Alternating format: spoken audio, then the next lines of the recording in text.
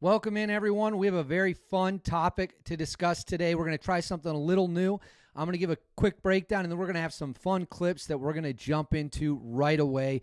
Today's topic is Delta Force and the SAS. From the SAS perspective, what do SAS operators think about Delta Force? Before we get into all that, as always, please make sure to like, subscribe, comment below. I want to read your comments if you believe Delta Force or the SAS is the better Tier 1 direct action unit. The clips we have today are three that are very, very fun. We have Melvyn Downs, former SAS operator, talking about his opinion of Delta Force, his experiences with Delta Force.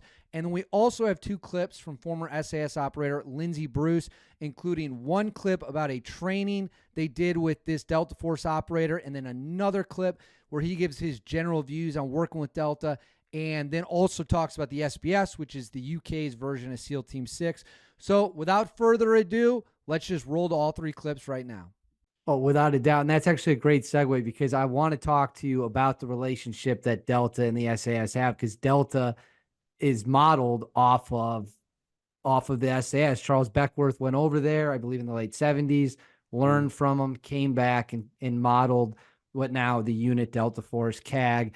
When the SAS thinks about Delta Force, when they view them as warriors, soldiers, what type of view does the average SAS guy have of the average guy in the unit? Oh, they're very professional. They're like ourselves. They're really good. But what I find is we seem to be more of a jack of all trades. You see what I mean, master of none? Because, as I said, we have to concentrate on every area of operations, but also internal as well, internal counterterrorism as well. Yeah, but they're really good guys, and they used to come across to us regularly as well. So we do a lot of exchange. The SAS and Delta, we did all the time together. So sometimes they come across and do our ranges. What I found is they always had the better kit. It was like Big Brother always had the better kit. You know what I mean? But the soldier's the soldier. They're always the same. You know what I mean? Was the kit? You can just tell the special forces soldier, except I think it's just American way. They still chew all that tobacco and all that sort of stuff, and that still goes on. And they like we like a big mug, but they have a big jug of protein shakes, and they still like to puff up a bit more, whereas we don't. You know what I mean? We just keep a normal training. But Is the kit being different? Is that just what comes down to money for research and development, that the US just has more money that they're willing to spend on night vision or whatever it might be? Or how does, we're very close allies. Why do you think our kit would be better than what you guys would get?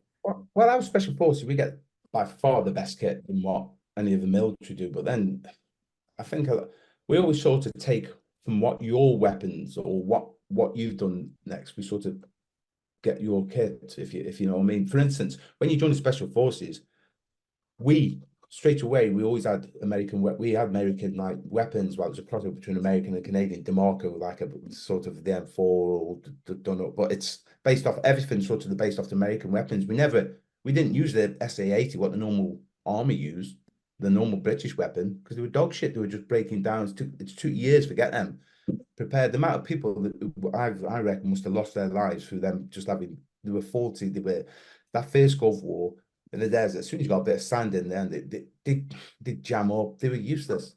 So we never. Once they got to special forces, they were like, oh, we aren't having them. We have proper kit, good kit. Which to me, that's just terrible if you think about it. I remember we used to just have a body armor in the normal army, and it should just be. It was about, I don't know, about 6 inches by 8 inches, and it just protected your heart and your vital organs, and that was it. And it was inside a sort of a flat vest. That was just there for keep you together. You know what I mean? So unless that bullet hit anywhere else, we didn't even used to have full body armor.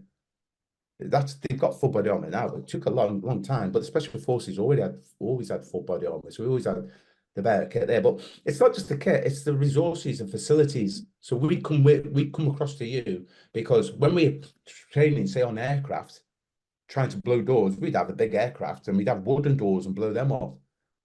You go over to America and is it Air Force Pope? They've got a massive elephant's graveyard full of aircraft. So you practice on all different aircraft and you blow real doors. And these doors cost a lot of money because obviously specific doors need specific charges. So to practice and blowing real doors, and sometimes we'd be blowing several doors a day, and each door costs I don't know how many thousand, and taking on like specific vehicles. Say if you was in VIP, the VIP role, looking after delegates and dignitaries, and something happened, you know, how to break in an armored vehicle or take on an armored vehicle. We'd be taking on some of these armored vehicles. There's nothing wrong with them. They've been in your State Department or whatever just for a couple of years, and then we were using them to blow up and get inside, how to tactically get inside and get inside a secure vehicle.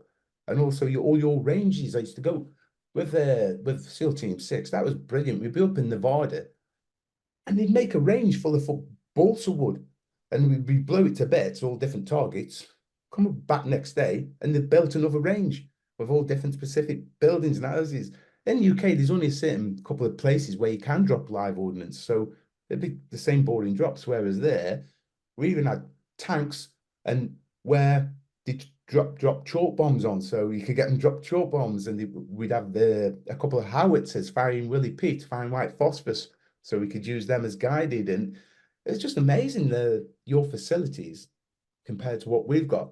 And obviously it's money, so we'd go over across to yours to scrounge off you for a bit and do the courses and that, and then you come across to ours and we take you on some of our training. So yeah, you've definitely got, it's the resources, you know. What was it, the C-17s in it, the big aircraft? Yeah. I remember us getting, I don't know, we've got a couple of them now, but we didn't used to have them. I remember getting one of them. You know, that would take a battalion of us. You think 70 of them, that's it. I mean, 70 of them would take our entire army. You've got everything. When you were in Iraq, were you ever on operations at the same time as Delta was? Like together? Yeah. Not specifically in the same teams, but we would go into joint operations, when we trade information. Got a lot of respect for Delta and a lot of respect for SEAL Team. SEAL Team 6. A lot of respect for the American military. And as you say, we're very close in that department, aren't we? On the security and military. It's just absolutely. But then I remember you say that the SAS are known for the sharpshooters and all that. I tell you something. I remember when we were on the special projects team, which is like the counter-terrorist with the UK responsibility, and we had a guy in exchange from Delta. So this Delta guy, a guy called Ken, came over, and he was an awesome guy. He was quite a quiet, introverted guy, but really, really fucking good. And he came over and he joined our squadron, and we had he did the sniper course with us. So we were doing the counter-terrorist sniper course before the special projects team became our remit, and we went down to the range, and you know, you're obviously going to be competitive. If there's an American there, we all want to be better, right? And he fucking kicked our asses. Like, he was better than all of us. And everyone was going, "Oh, this is embarrassing," because he was really, really good. He was like a fucking amazing sharpshooter. This guy I mean, I've never seen anything like it. He was next level good. And I mean, he was flying the flag for you guys, for your side of the pond, really high. And I always remember we were like sat there being a bit, acting a little bit humble, because I thought, shit, the Yank is better at shooting than all of us. Even our best shots, he just wiped the floor. He's brilliant. I love hearing that. And I have a question that's going to touch on something similar. I don't want to spoil it, but that's a great tease to get into it. I think it's very much when people go into these conversations, and I actually coincidentally watched a podcast. I forget who the guy was. Someone tagged me in it, or someone sent me this on Instagram. I think it was a military page that said, "What do you think of this interview?" And the interviewer, I forget which podcast it was. I forget who the guy was. Don't know his name at all. But he's an ex-Delta guy. I wish I kind of remembered it. I could have brought it up, but it's an ex-Delta guy talking about, he says he thinks that Delta are superior to the SAS for various reasons. And one of the things that he said, and which I have to agree with, if you're talking like basic facts, or like when it comes to things like logistics or anything like that, is like the money. When you've got a shit ton of money and a limitless budget for research and development, for training exercises, then there's more you can do with a huge budget, right? So there's no getting away from the fact that the Americans have a huge budget, way bigger than the British Army does, even in the special forces. So I always used to say that we felt like a bit like the poor cousins, because we'd get kit off them and stuff. I remember like when I was in first time in Iraq with the regiment, fucking, knowing one of the Delta guys and getting a GPS off them and stuff because they had got them for fucking free, but we didn't. Some of the clothes and some of the equipment, but that doesn't make the man. That doesn't make someone a fucking a superior soldier. At the same time, this whole conversation about who's best, I think it's a very ego-driven conversation. There will be guys in the SAS who are fucking way better than certain guys in Delta. There will be guys in Delta who are better than guys in the SAS. It's as simple as that. Like, when it comes to the individual, there will be individuals from both who are equally as good, if not better, than the other, right? As a whole unit, you're talking about things like, ethos and standards as an overall unit, then you're always going to shout for your team, aren't you? We're better than them. But I think it's a very ego-driven conversation that people get very opinionated on. And it's the same with who's the best, the SAS, the SBS. We just get different fucking responsibilities. Some of the things we do differently. I've met some phenomenal guys. We come through the exact same selection process. It's special forces selection, not SAS selection or SBS selection. It's special forces selection. It is the same, literally the same course. There is no difference. What happens when you go to the unit, depends on what goes on there. Sometimes you're only as good as your last job or your last fuck up in some cases. And some of that's been on national news. Some of it's out there. Some of it's, no secret. When people make fuck ups or when people, make mistakes, it happens. But there was a guy on a US podcast, and this ex-Delta guy was saying he thinks that the Delta are superior, and I don't believe that's true. I don't think it's fair to say either way that one's better than the other. I think there's always going to be individuals either way that are going to be better than individuals on the other side. We always work really well together.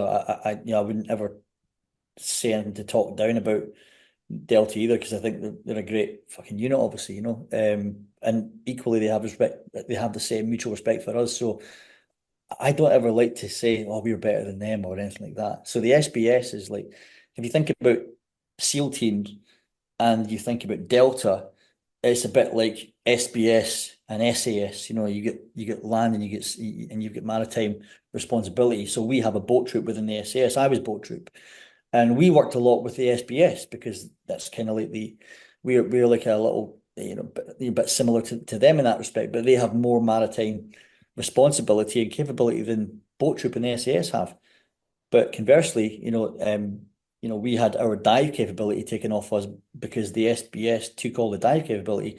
We took all the free fall capability. They lost their free fall capability. So it's not that they just get different responsibilities and sometimes come together and merge and do similar operations, but there's crossovers for sure. But I don't like to be that guy who goes, "Oh yeah, we're better than them." I think it's a really kind of backward way of thinking. And there you go. You have all three clips. They clearly are big fans of Delta Force. Something tells me when we get some Delta Force guys to sit down and talk about the SAS, they're going to give very similar answers. I appreciate everyone who's watching, everyone who's liking, subscribing, and commenting. And please do that. Please like the video. It helps us grow. Please subscribe to the channel. Again, help share the messages of the heroes we're trying to get out there. And then comment below right now. Comment below. Who do you think's better, the SAS or Delta Force?